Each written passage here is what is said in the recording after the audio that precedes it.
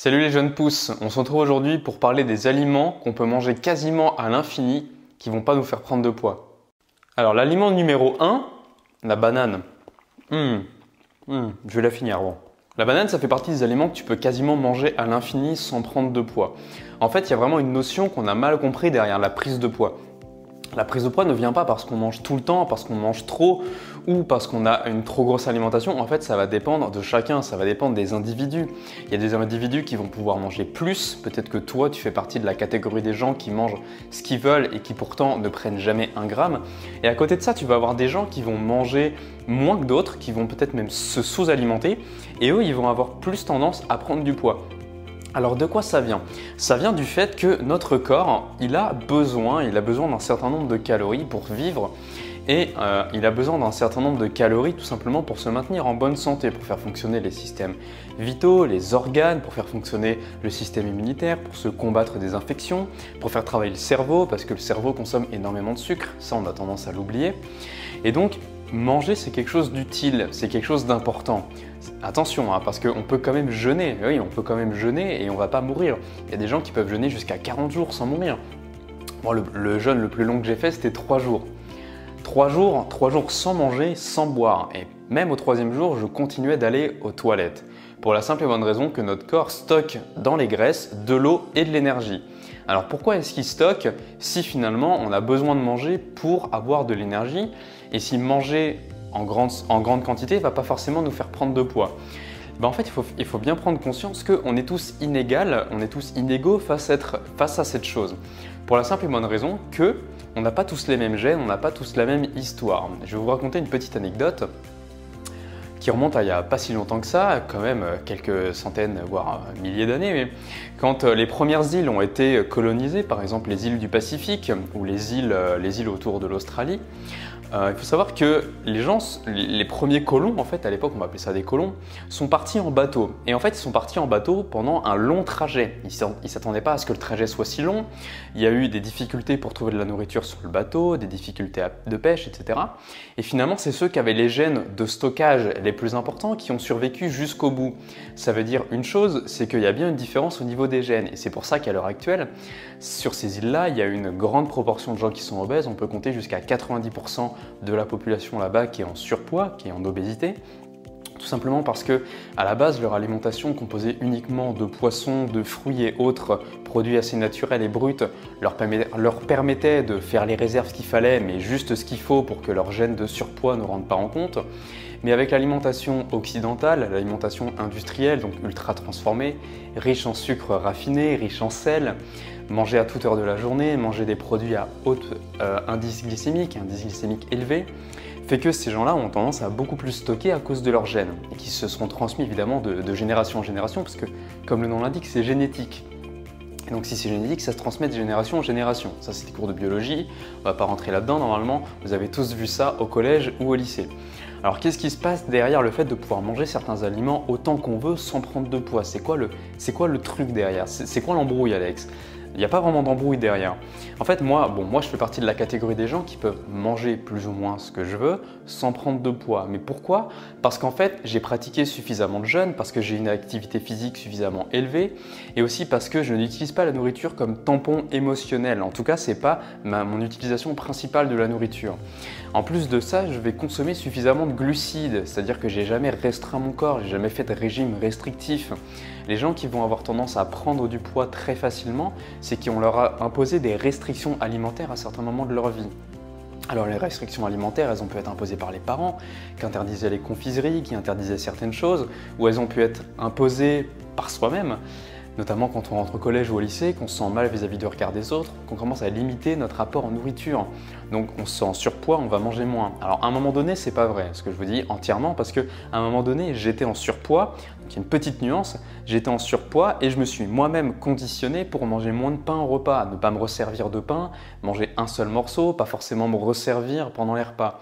Mais je ne me suis pas sous-alimenté en fait. C'est-à-dire qu'au lieu de me resservir, quand avant c'était du plaisir, c'était de la gourmandise, et parce que j'avais aimé le plat, j'avais envie d'en reprendre, mais vraiment par gourmandise, pour me remplir, j'ai commencé à manger juste à ma faim en fait. Et je me suis rendu compte au fur et à mesure du temps qu'en enlevant un morceau de pain, en ne reprenant pas forcément des pâtes ou de donc la pizza ou peu importe, des lasagnes, et ben en fait j'ai commencé à perdre du poids, mais naturellement, tout simplement parce que mon corps n'avait pas cette surplus de calories. Alors on parle souvent d'être en infériorité de calories, d'avoir une sous-alimentation, d'avoir un déficit calorique quand on veut perdre du poids. Ça paraît logique, hein, si notre corps a besoin de tant de calories, si on lui en donne moins, il va perdre du poids. Et souvent ça fonctionne au début, hein. Ça va fonctionner au début. D'ailleurs, il y a une émission aux États-Unis qui s'appelle The Biggest Loser ou quelque chose comme ça. En gros, c'est le plus grand perdant. Et le but de ce jeu-là, c'est de tous les jours, toutes les semaines, peser les personnes qui sont surpoids. Alors c'est du surpoids américain, hein. C'est-à-dire que les gens ils font entre 150 et 300 kilos. Donc c'est vraiment du surpoids morbide presque, hein. C'est très dangereux pour leur santé. Et le but c'est de les peser, et celui qui a perdu le plus de poids continue l'aventure. Ce qui est un peu abusé parce que finalement ceux qui ont perdu le moins de poids, c'est ceux qui auraient peut-être le besoin de plus de suivi, le plus d'aide, mais eux ils sont sortis de l'aventure. C'est un show télévisé, donc voilà, c'est comme ça. Et donc qu'est-ce qui se passe? On s'est rendu compte que sur 90%, que sur 100 personnes qui participaient, il y avait 90 personnes qui reprenaient. En fait, c'est même pire que ça. Sur une émission de 14 participants, il y avait 13 participants qui, au bout d'un an ou deux, avaient repris le poids initial, voire avaient pris plus de kilos. C'est-à-dire que cette émission ne sert à rien. Ça veut dire une chose, ça veut dire que la privation calorique sur l'instant T, c'est utile. Sur l'instant T, évidemment, on va perdre du poids, c'est normal, c'est une réaction naturelle de notre corps. On a moins de calories, donc le corps est obligé d'aller puiser dans les réserves. Sauf que tout ça, ça va épuiser nos systèmes nerveux, ça va épuiser notre système physique, ça va épuiser nos organes, ça va vider nos réserves de glycogène. Donc on va se retrouver à avoir un système appauvri. Donc on va perdre, notre corps il va s'habituer à aller chercher dans les graisses, mais derrière quand on va lui redonner à manger, il va se dire « Oh là là là là, je vais stocker ». Je vais stocker, déjà je vais aller re-remplir les réserves de glycogène, et puis surtout je vais mettre en réserve, parce que mon coco la dernière fois tu m'as eu. Alors ça c'est bien connu, je pense que je vous apprends rien en vous disant ça. Donc c'est un peu le principe du régime yo-yo, c'est-à-dire qu'on se restreint pendant un petit temps et puis après ça repart.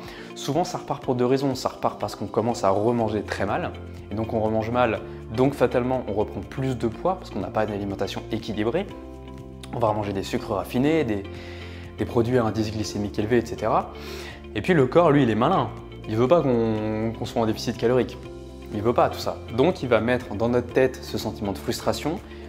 Il va combler ce sentiment de frustration par une envie de manger encore plus, parce qu'on n'a pas envie d'être frustré. Et il va stocker pour pas avoir ce manque. Alors comment on fait pour manger des aliments sans perdre de poids? Tout simplement, il va commencer par falloir manger des aliments sains. Les aliments sains, c'est des aliments végétaux. Tout ce qui est alimentation végétale est plus ou moins saine. Tant que c'est pas ultra transformé, donc tu vas pouvoir te tourner vers des fruits, comme les bananes. Tu vas voir, hein, franchement, si tu commences à manger des bananes, déjà tu vas pas pouvoir en manger 50 parce que c'est très riche en fibres, contrairement aux aliments ultra transformés qui sont pauvres en fibres. Donc tu vas te rendre compte que tu auras l'impression de te remplir, mais tu vas te remplir de fibres aussi. Donc tu vas manger à ta faim, tu vas manger suffisamment de sucre pour remplir tes réserves de glycogène et finalement tu vas perdre du poids sur le long terme. Au début, tu vas peut-être en prendre, ça c'est une phase normale. Au début, on va prendre du poids parce que le corps a cette première réaction de « Ok, je compense, je mets de côté ». Mais au bout d'un moment, il va commencer à perdre. Il va commencer à perdre et toi, tu vas pouvoir finalement perdre du poids sur le long terme. Donc, les 3 aliments que tu peux manger, parce qu'enfin on y arrive, les 3 aliments que tu peux manger sans perdre de poids, sans prendre de poids, c'est les fruits, les bananes, simplement tout ce qui est naturel, les sucres naturels.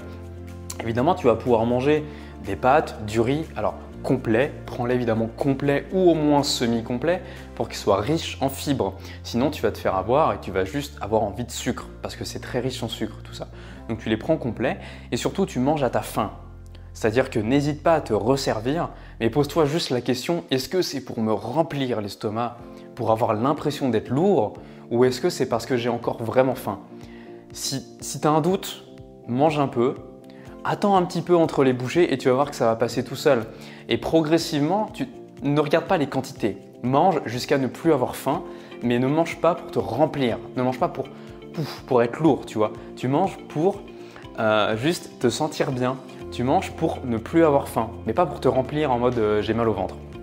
Ça, c'est la deuxième clé. Donc tout ce qui est riz, etc. Et le troisième aliment, c'est tout ce qui est légumes. Les légumes, tu vas pouvoir en manger à profusion sans jamais grossir. Ne mange pas que des légumes parce que sinon ton corps il va avoir l'effet yo-yo aussi.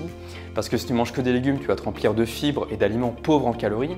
Donc ton corps derrière, dès que tu vas manger des glucides, il va tout de suite le remplir. Donc focalise-toi sur les glucides, mange des bonnes graisses, mange des bonnes protéines, mange des noix. Tout ça tu peux en manger sans prendre de poids. Il ne faut pas que tu aies peur des graisses. On dit fat make you fat, c'est faux. Le gras ne te rend pas gras. Tant que c'est dans une alimentation équilibrée, tant que tu ne te jettes pas sur la nourriture pour compenser un manque émotionnel, tant que tu ne te jettes pas dessus pour faire un tampon, comme on dit, un tampon émotionnel. Voilà, donc ça c'est les 3 aliments que tu vas pouvoir consommer de manière, voilà, sans jamais grossir. Et puis de toute manière, il ne faut pas que tu t'en veuilles, il ne faut pas que tu te juges au quotidien. Si tu commences à te juger en disant j'ai pris des poignées d'amour, chose que je fais et que j'ai fait pendant longtemps, tu vas te juger, ah j'ai pris des poignées d'amour. Maintenant ce que je fais, moi je me dis, ok j'ai pris des poignées d'amour, de toute façon je sais que je vais les perdre à un moment donné, surtout si j'y pense pas. Mais quand même, je questionne mon corps, c'est-à-dire que si je vois que ça fait 3 semaines que j'ai pris des poignées d'amour et que plus ça va, plus j'en prends, peut-être qu'il y a un truc qui ne va pas dans mon alimentation, peut-être qu'il faut que je réduise mon chocolat, peut-être que les 3 sucres dans le café, c'est pas nécessaire, tu vois. Il y a peut-être des choses que tu peux améliorer dans ton alimentation. Au lieu de consommer du sucre raffiné, tourne-toi vers du sucre naturel. Voilà. Tout ça, c'est des choses assez simples. J'ai pas envie de te faire la leçon à cause de cette vidéo.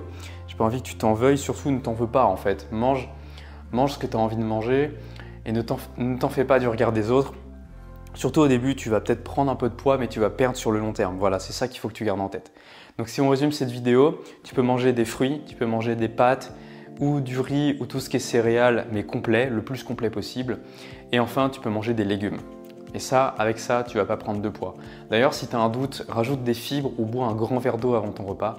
C'est quelque chose qui va encore te permettre de réduire ta sensation de faim ou ta fausse sensation de faim et de te rendre plus facilement compte de si tu manges à satiété, c'est-à-dire jusqu'à ne plus avoir faim, ou si tu manges pour te remplir, ce qui est 2 choses différentes.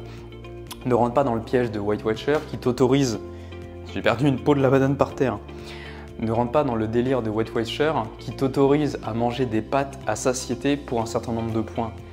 Des pâtes complètes, non, des pâtes blanches la plupart du temps, des pâtes souvent surcuites parce que la plupart du temps, nous, humains, on est tous les mêmes et on va mal faire cuire les pâtes, on va les faire trop cuire.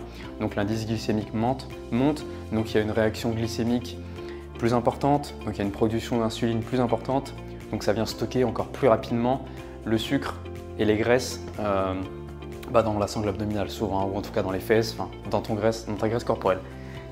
Ça me gratte le nez. Voilà, jeune pouce, on va se laisser là. Si tu veux recevoir d'autres vidéos de ce genre et que ce genre de vidéo t'a plu, mets un pouce sous cette vidéo, mets un pouce en l'air sous cette vidéo et pense à t'abonner. Ça va dire à l'algorithme de YouTube que tu es intéressé par ce genre de vidéo et tu vas les voir directement sur ton fil d'actualité, sur ta page d'accueil de YouTube la prochaine fois que tu vas te connecter. Sinon, tu ne recevras pas ce genre de contenu. Alors pense bien à mettre un pouce en l'air pour hacker l'algorithme de YouTube qui va t'aider à te tourner vers une meilleure alimentation. Moi, je te laisse là, je te dis à la prochaine. Surtout, n'oublie pas que chaque jour compte, chaque action compte et qu'il faut manger et vivre en conscience.